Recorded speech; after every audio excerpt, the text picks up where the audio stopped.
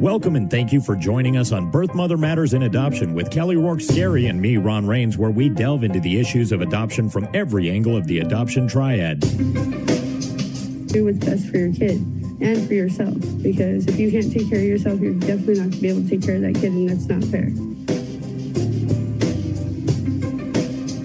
And I know that my daughter will be well taken care of with them. Don't have an abortion. Give this child a chance. All I could think about was needing to save my son.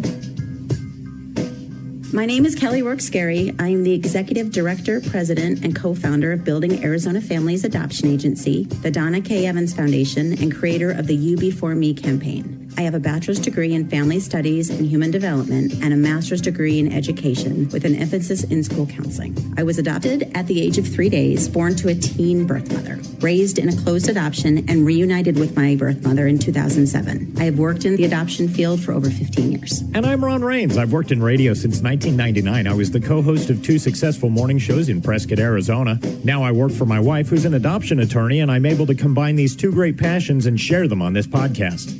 Birth mothers need and want support from the adoptive family in addition to the support that they're receiving from their adoption entity, whether it be an agency or an attorney. And so lots of times families don't really know how to connect and support their birth mother in ways that are appropriate and effectual. So I thought today we would focus on some things that you can do as an adoptive family that are within the guidelines of appropriate and that will show your birth mother how much you really do support her, and not just financially regarding her living expenses, but that you really love and care about her. And it's not just all about the baby. Always make sure, even though we're going over these, that these ideas and suggestions are in compliance with your state adoption laws, your attorney, or your agency that you're working with. Because the state laws for adoption of what you're allowed to do and not allowed to do vary from state to state. And certain agencies and attorneys do have their own restrictions on what they will allow you to do. So that being said, notes of support to your birth mother that are handwritten. There's something about a handwritten note that she can save forever. She can hold on to these. You know, a small note can carry a big message. Mm-hmm. And that is something to always remember that in all walks of life. A small note can carry a big message. Make sure that you understand what is appropriate to include, and make sure you avoid anything that could be deemed as coercion, because coercion is the way that an adoption can be overturned. Right. So in order to not have that happen, you really need to focus on the content and what you're stating. But, you know, a simple note saying something like, just thinking about you, hoping your doctor's appointment goes well tomorrow, hoping that you're getting good sleep. And, you know, if she's having some issues with like headaches or her feet are swelling, maybe comment that you hope that that's getting better and that she's having time for herself. So something along those lines. Now, when you talk about the coercion, have you ever seen that happen? Like the adoptive family sends a note to the birth mother that kind of crosses that line. And what would that look like? No, we haven't, because we actually double check the notes prior to going to the birth moms just to protect them. What would that look like? A note that contained coercion that would be concerning if a birth mother tried to contest her adoption would be something like, I'm so grateful that you are placing your baby with us for adoption. I want you to know that I'm going to give you an extra $500 after the papers are signed. Right. Okay. That would be an example. That is definitely coercion. Okay. You know, another example could be something like, how are you doing? We're just sitting here filling out the paperwork for the second mortgage to pay for this adoption. And we're really making sure that we have, you know, put everything we can into this because if this adoption doesn't work out, then we no longer can be parents. And we've put every penny that we've had into you as our birth mother. Mm-hmm. And we really hope that you're going to place the baby with us, because if not, then I can never be a mom. Right. So like emotional coercion in this case. Right. Yeah. Okay. Yeah. And well, thank that you. would be harder to prove at first. But again, those are ones that are no. But no, I've never seen a family go anywhere near there, because we use a lot of adoption education to, prevent them from even going down that road. Right. Okay. All right. If there's a holiday that occurs during the time that you're matched, make sure you find out what your adoption entity allows and partake in it. So in other words, our agency, we do Thanksgiving and Christmas dinners. And so adoptive families will send in money for gift cards that we then give to the birth parents on behalf of the family. So the family will write a little note, and then we'll give it to the birth mom. And so she can have a Thanksgiving dinner or Christmas dinner from her adoptive family. Oh, that's nice. So that is, yes.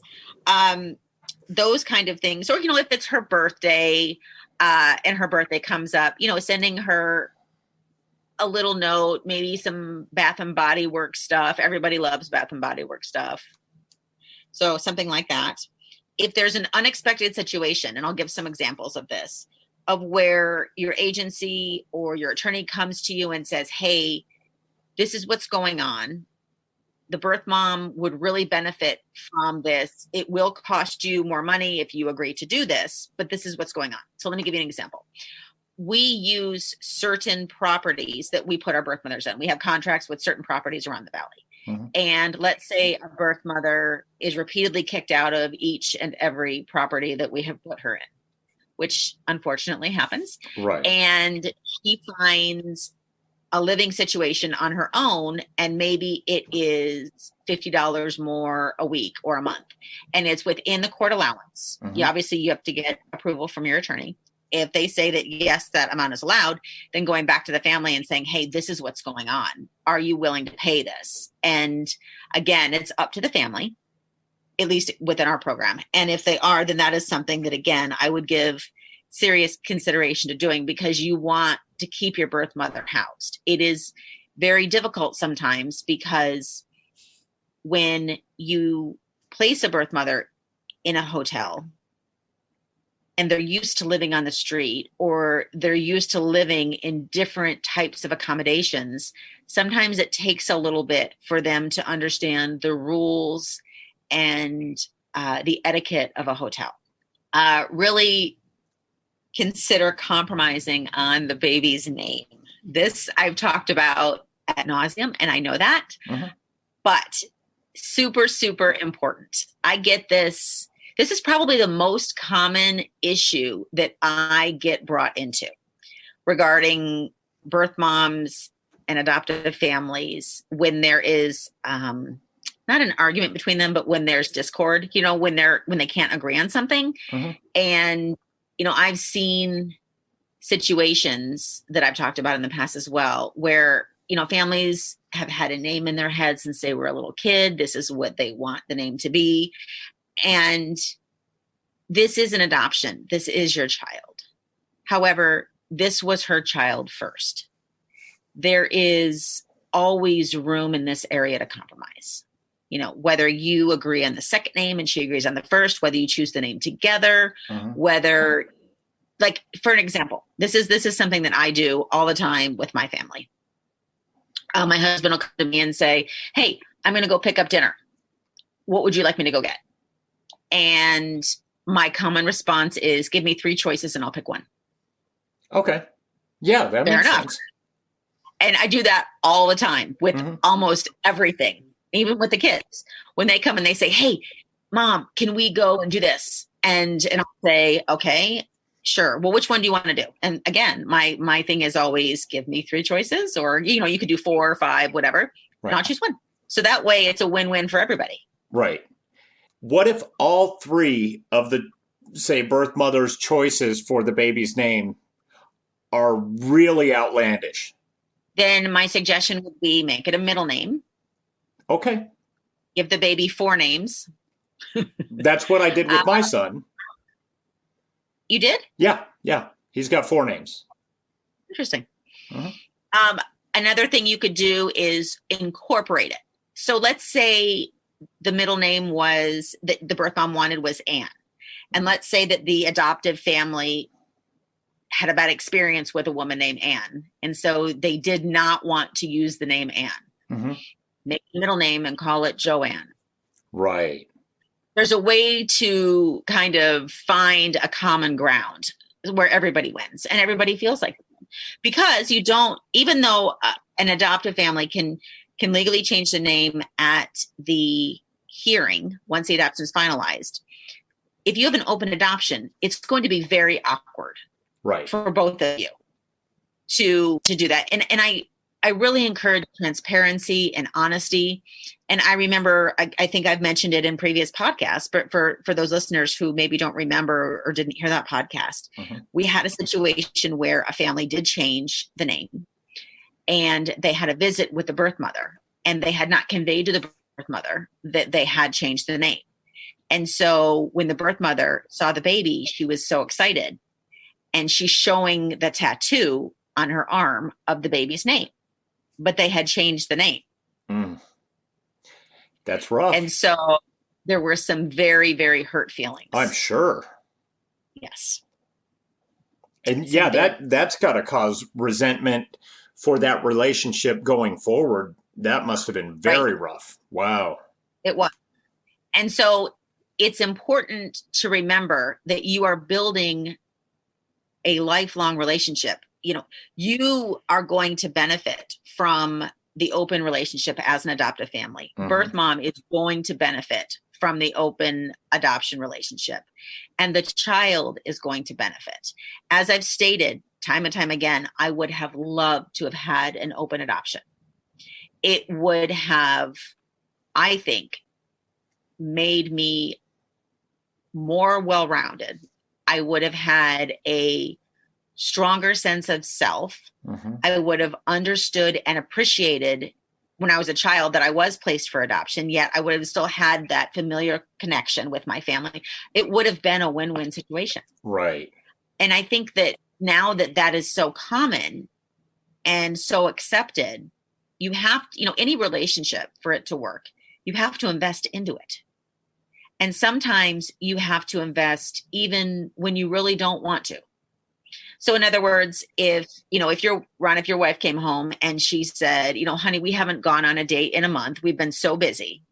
I just got 2 tickets for Swan Lake. I can't wait to go with you. You probably don't want to go to the ballet for a couple hours. But you make that sacrifice and you decide, you know what? I want to go wherever it is with her. So it's the same thing. Right. That makes sense. That's a good analogy. Another point that is important and so easy to do and yet carries so much weight. Last year, we were really busy and I jumped in and was helping case manage because I believe in team playing. So I jumped in and was case managing.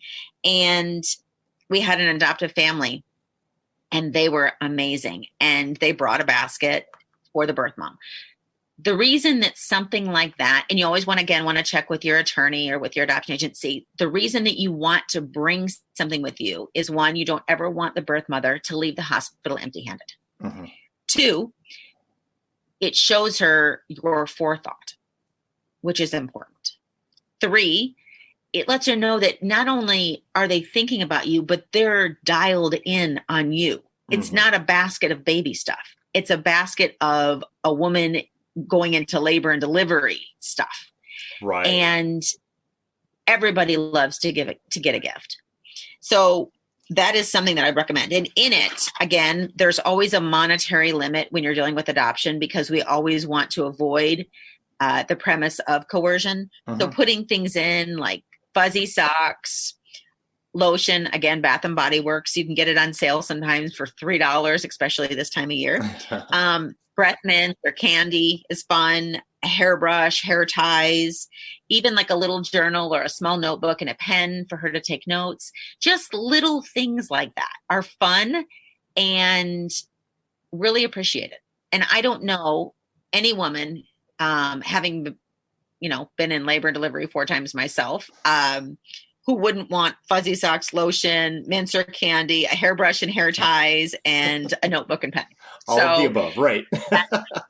Those are all the stuff that you would love to have. Yeah. And so again, it just makes it fun. And maybe a can of her favorite drink, or just something little. Again, it doesn't need to be this elaborate, basket from Macy's, it just something that you put together that's inexpensive, but carries a strong message with a little note. Right. And like you mentioned, get the can of her favorite soda, make it personal, something that something about her, and get her something that goes along with that. Like if somebody got me a Dr. Pepper, I'd be pleased as punch. If you give me a Mountain Dew, I won't be so happy. So yeah, make it personal. Absolutely. And so with that, we are going to take a hiatus on Friday because it is Black Friday, and that means lots of shopping, and we will be busy. Mm-hmm. So I want to wish everybody a very happy Thanksgiving. Stay safe. I know the COVID numbers are on the rise, and I hope everybody, just remembers the true meaning of Thanksgiving and what we have to be grateful for. Absolutely. Happy Thanksgiving, everybody. Thank you for joining us on Birth Mother Matters in Adoption. If you're listening and you're dealing with an unplanned pregnancy and want more information about adoption, Building Arizona Families is a local Arizona adoption agency and available 24/7 by phone or text at 623-695-4112. That's 623-695-4112. We can make an immediate appointment with you to get started on creating an Arizona adoption plan or just get you more information. You can also find out more information about Building Arizona Families on their website at azpregnancyhelp.com. Thanks also go out to Grapes for allowing us to use their song I Don't Know as our theme song. Birth Mother Matters in Adoption was written and produced by Kelly Rourke Scary and edited by me. Please rate and review this podcast wherever you're listening to us. We'd really appreciate it. We also now have a website at birthmothermatterspodcast.com. Tune in next time on Birth Mother Matters in Adoption. For Kelly Rourke Scary, I'm Ron Rains.